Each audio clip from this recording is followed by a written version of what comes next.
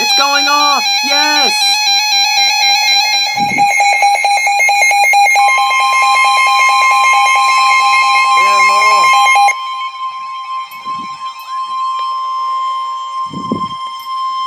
Yes! This has not gone off once. Weather message. The National Weather Service in Cleveland has issued a severe thunderstorm warning for eastern Medina County, Summit County, until 4:45 p.m. Eastern Daylight Time.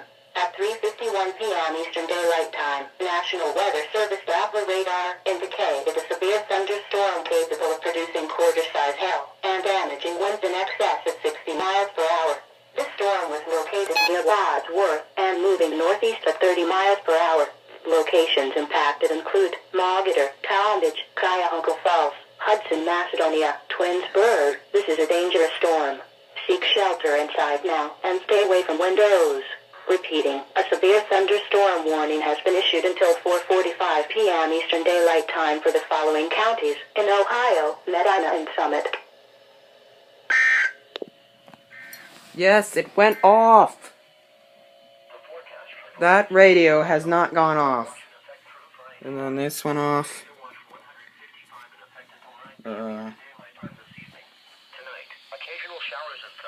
Yes.